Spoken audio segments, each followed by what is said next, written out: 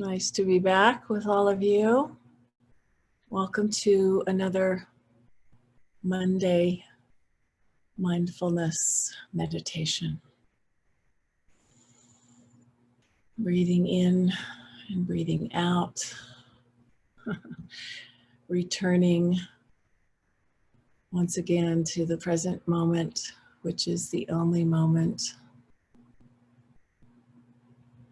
to our beautiful Sangha community. I just love seeing everybody. So just before we get going, to say that as I shared last week, I'll be starting a 6-week retreat now. And so during the time of this retreat, we'll be meeting every other week instead of every week. And the reminder emails will reflect that. So rest assured you don't have to remember which day it is. But yeah, just to give myself a little bit more spaciousness to focus primarily on the book that I'm writing and my own practice, to renew my own practice a little bit. And so anyway, that is coming for me, and I'm very much looking forward to it, and also really thankful for our group practice so regularly for these last many months now, just to provide the stable ground to come back to over and over again as a way to stabilize ourselves, myself, in the face of all that's happening in the world in these times, which is rather challenging, I would say. How about you? Yeah? Yeah. It's very hot here where I am. I imagine, I'm not sure where all of you are calling from, but in the sharing after the meditation, you might say that because it's really nice to hear where we are all, where we all are. Very, very hot here, and the fire is still, that I've been dealing with, we've been dealing with, is still going, but contained, but still going. So the smoke is still there. It adds such a intense dimension to life. So anyway, thank you all so much, those of you who contributed to our peace building project in Liberia this last week. Really want to thank you for stepping forward and giving what you can to support that work, and specifically our dear friend Harper Carmen, who needs it right now. And excuse me, we raised the money that we needed. So thank you for making that possible. Yeah. And I'll keep you posted. I'll let you know, sort of as it's unfolding, what that money is doing and how it's going. So that was just a really nice development for us here at Alliance for the Earth, and for our friends in Liberia who really do need our support. And the other thing to share before going into a Dharma talk is that our sister in the Sangha here, Jo Beal, who I mentioned last week was in the hospital, has gone home. And I'm so relieved. She called me about 2 days ago and let me know that she was at her daughter's. They didn't want to release her from the hospital, but she insisted, and her daughter took her to her house for the sort of transitional recovery time. She was very sick with this systemic blood infection, septicemia. And I think there was a period of about 8 hours when they thought they had lost her.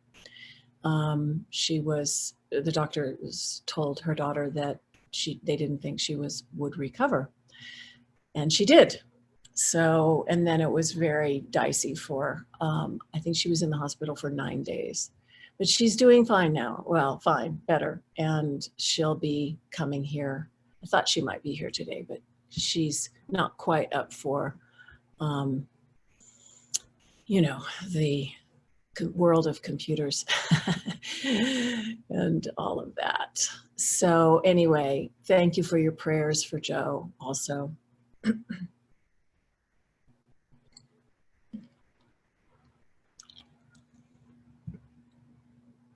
So today, in light of there might be a few new people here today, I'm not sure, but I felt like in light of going into retreat myself, and maybe some of you are sort of thinking about putting your own practice and this time of coronavirus into the context of a kind of retreat attitude anyway. It might be good to review what we actually do when we come to practice in this way. And this whole notion, I also want to talk about equanimity because it came up last week in relationship, or was that last week? No, week before, in relationship to impermanence. But,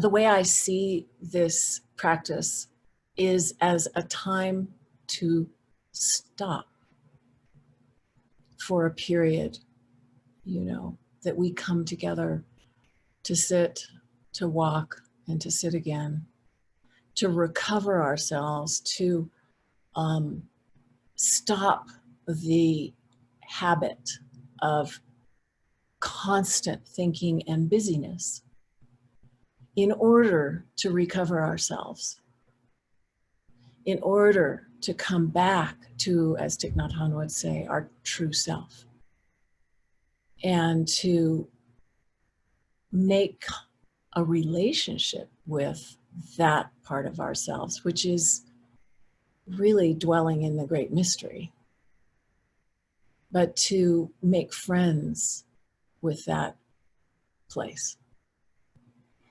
And one of the powers of meditation is to actually stop.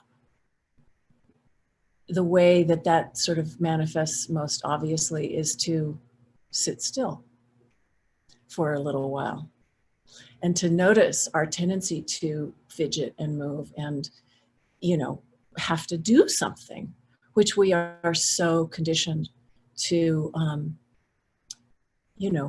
be doing all the time.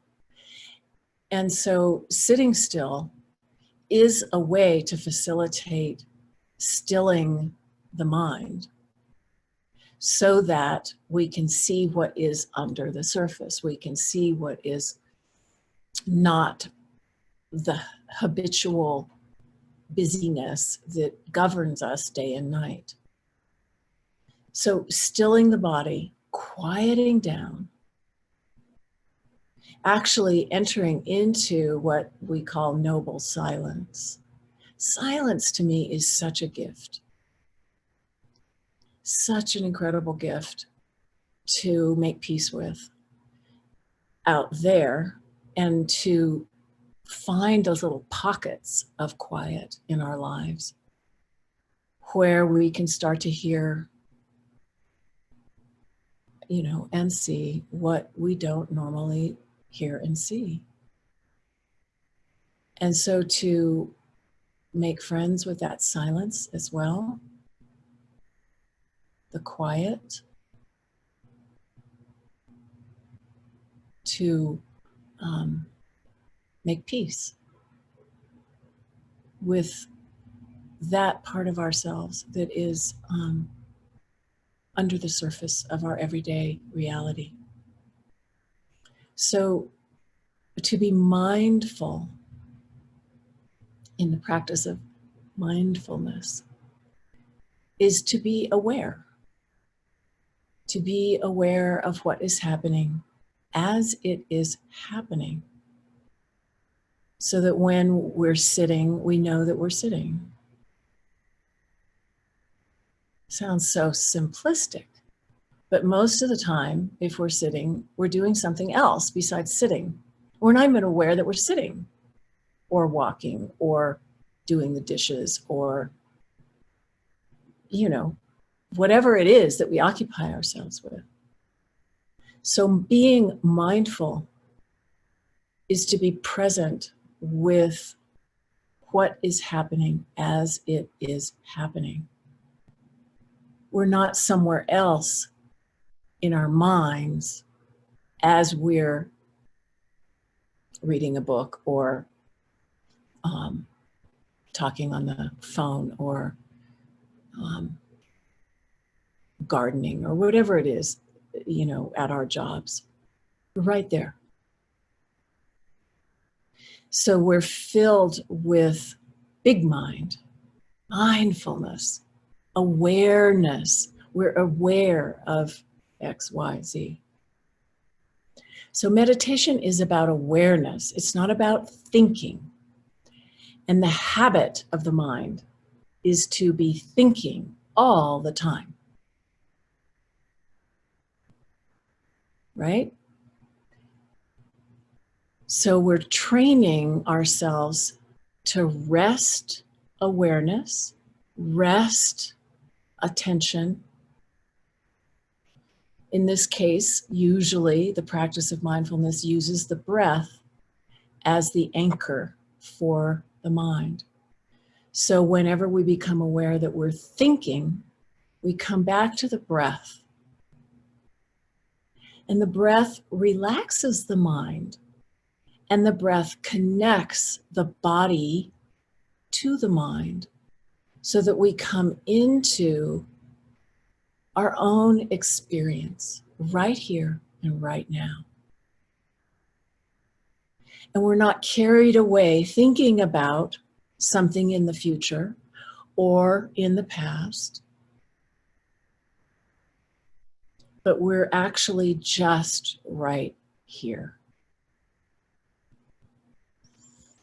It is possible to practice contemplation as a sort of adjunct, in a way, to meditation. Contemplation is referring to when there's a topic that you might like to have a better understanding of, and you call that topic up into awareness, and then you allow the insight or the understanding to come. You rest awareness on that topic, but you don't think about it. You simply allow it to reveal itself. It's not the same thing as thinking and trying to figure something out. So meditation, the practice of meditation is to create an opening for non-conceptual awareness to be experienced. And in that, a whole world opens up that is unconditioned by ordinary awareness, where we see more clearly, we understand more compassionately, etc. Am I making sense? Okay.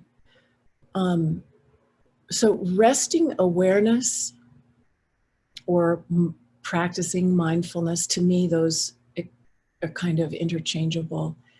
Resting awareness is actually a really nice way to think about practicing mindfulness, because we don't want to put any effort into this so-called practice of mindfulness or meditation. The moment we start efforting and trying to do something, we lose it. We lose that natural state that is our true nature. So the notion of just resting awareness on the breath, it's a method that we teach ourselves, through which we teach ourselves how to relax and calm down. And they always say that you will never have any insight or fruit ripening through the practice of meditation if you're trying too hard. So relaxation is very important. Being very present, very upright, very engaged is also important. Having the discipline to actually do it. But that's different than efforting or trying too hard. So just resting this fearful mind, this busy mind, this anxious mind in these times. And that calming that naturally comes from placing or resting our awareness on the breath is really synonymous with peace. This is how we touch into our own state of inner peace. It's really hard not to succumb, and it's been hard for me recently to despair in these times or any other reactive emotion. The ground under us is not very secure anymore. Everything we thought we knew is kind of up for grabs in terms of life on Earth. And so how can we live in the face of that? This is a way, this kind of practice is a way to return to that natural state, even in the face of what is creating reactivity in us. Cultivating equanimity, right? So we talk about calm abiding in that state of the calm that arises when we stop and we come back to the breath and we relax into the present moment, the only moment. And we keep coming back. And gradually, through that practice of coming back, we begin to feel more stable and secure in ourselves, more connected to that place of calm abiding that is our true condition, is the peace within us, that then we can radiate out naturally without effort. So calm abiding connects with the abodes, they call them, of the Buddhas and Bodhisattvas, the four abodes, these dwelling places that is where a Buddha or a Bodhisattva can be found. And those four abodes are love, sometimes loving kindness is the way it's described, compassion, joy, often referred to as sympathetic joy, and equanimity. So these are the four abodes. And it's what we come into when we stop and when we cultivate this opening into something larger than ourselves. So equanimity, it's like you go to the summit of the mountain and you see the big picture, you see the view. you can see it all. There's that quality of non-discrimination, of non-attachment, of even-mindedness, letting go, opening.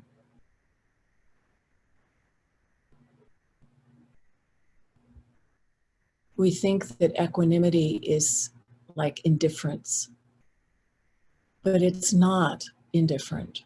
It's not cold. It's like Thich Nhat Hanh writes that if you have more than one child, you know, you love them all. They're all your children, and equanimity doesn't mean that you don't love. It means that you love in a way that all your children receive your love equally without discrimination.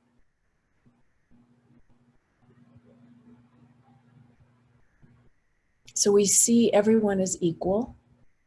We don't discriminate between ourselves and others, making ourselves any better or different than anyone else. And in a conflict, even if we're really concerned about the situation, we remain impartial and able to understand both sides. So as long as we value ourselves more than others or see ourselves as different from others, we don't have any equanimity. When we can put ourselves in the other person's skin, then we can understand them and then express our love. And then that notion of self and other falls away. We realize there really is no separation.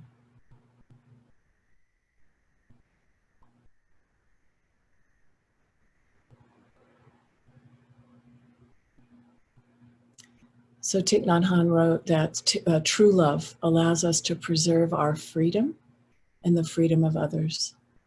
That is equanimity. Equanimity contains love and compassion and joy, just like each of those four abodes contain each of them, if you know what I mean. So we practice kind of this sense of interbeing of these four immeasurables, these four abodes, joy, love, compassion, and equanimity. They're all interconnected, and one leads to the other, and they're all there together. And when we touch that place, we do overcome our suffering. We're no longer separate. We're no longer clinging to our little ideas and notions of self and other. So the breath is a tool that we come back to over and over again in this very simple practice of mindfulness to recover our equanimity, to remember the view from the top of the mountain. And then we stop and sit, recovering our breath, letting the thinking mind stop, coming over and over to our hearts. And the walking that we do, the walking meditation, one breath in, one step, one breath out, and one step. Slowly, slowly, coming back, synchronizing, coming into oneness, not trying to get somewhere.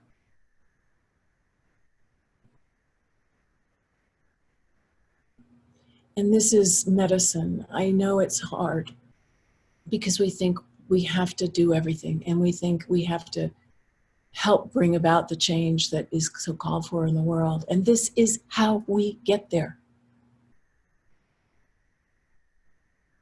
Because we can't get there from where we were, right?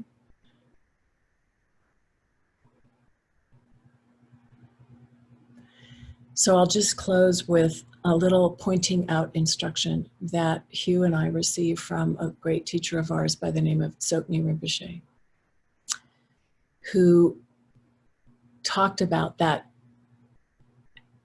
discursive thought, that discursive mind, the thinking mind that's always going like this. And he said, in meditation, what we learn to do is we learn to recognize that process. And it's like this. And then the mind, the awareness recognizes that we're going on and on and on like that. And we return. And this comes back. And then we rest. And I'm letting my hand fall into my lap and just relax. So it's recognize, return, and rest. Recognize, return, and rest. And you'll notice in the course of 20 minutes sitting meditation, like we're going to do now, that you might have placed your awareness, rest your awareness on the breath dutifully. And after a little while, you're thinking about dinner, or what he said or she said, or who's doing what to whom, or what you forgot about earlier today. And all of that will start carrying you away. And then you'll go, oh, right, wait, what did she say? Yeah, right. Recognize that and return to just awareness itself and rest. Another breath. And that, my friends, is the practice.